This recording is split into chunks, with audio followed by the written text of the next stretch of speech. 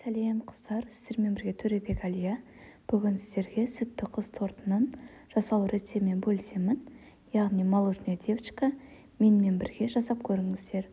Алдымен құрғақ таза ыдысымызға 2 жұмыртқамызды салып, одан соң осындай 3 желания сгущенкасын қосамыз. Одан соң жұмсақ бөлме температурасындағы сары майымызды қосып, миксермен араластырамыз. Қыздар, біздің тортымыздың жақсы шығуы ол сгущенка мен майымызға байланысты. Менде 80% закрома майы. Одан соң ұнымызға 1 ас қасық қопсытқышымызды қосып, ұнымызды електен өткізіп қосамыз. Қыздар, мен арнама жазылып, лайк, комментарий қалдырып, қоңырау белгісін басып қойыңыздар. Алдағы уақытта сіздерге көптеген қызықты рецепттермен бөлісемін. Міне қыздар, біз тортымыздың тестасы дайын болды. Осындай пергамент қағазынан 8 үштігін дайындап аламыз. Табамызға домалақ із салып аламыз. Сіздерде болмаса, домалақ карандашпен домалақ қылып сызып алсаңыздар да болады. Осындай бір қағазға 2 ас қасық тестадан құямыз. Барлығы 8 корж шығады бізде. Осыны қасықпен домалақтап жаямыз. Бір келкі етіп, бар жағын бірдей қылып жайып шығамыз. Сіздерге егерде штапельмен ыңғайлы болса, штапельмен жақсаңыздар да болады. Өзіме қасық ыңғайлы болғандықтан қасықпен жақтым.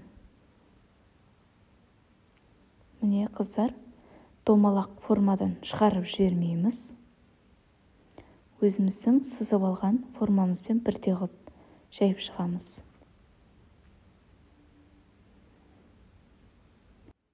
Міне менің бірінші коржым дайын болды. Пештің табасына салып пісіре берсеңіздер болады.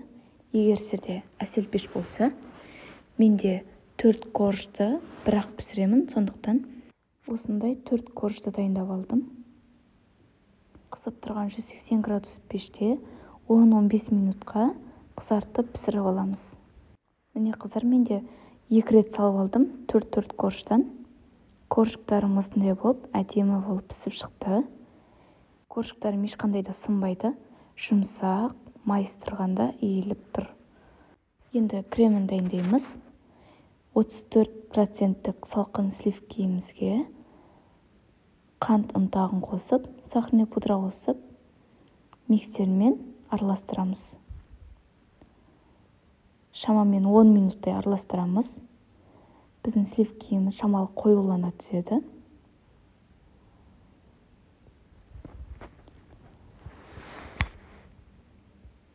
Міне осындай қоюлана бастаған кезде творожный сырды қосамыз.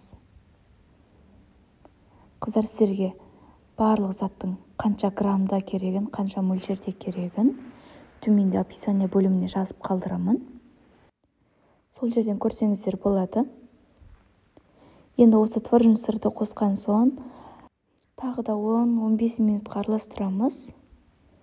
Біздің креміміз қою болып шығады. Міне видеода көргендеріңіздей қоюланды мен кремім.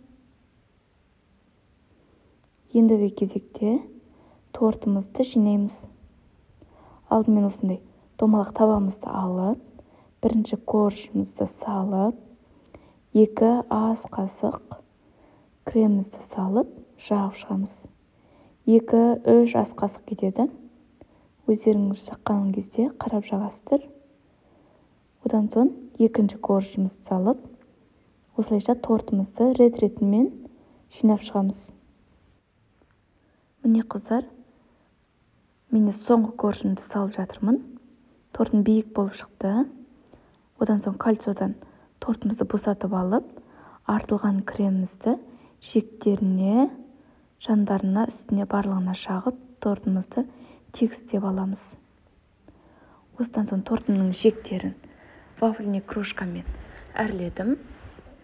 Қыздар, бұл вафельный кружканың рецебі менің арнамда бар. Содан қарап жасасаңыздар да болады. Тортым өте дәмді, күшті болып шықты, қыздар.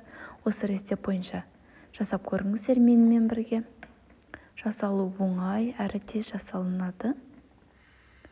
Мен арнама жазылып, лайк, комментарий қалдырып, қоңырау белгісін баса кетіңіздер. Алдағы уақытта көптеген рецепттермен бөлісемін.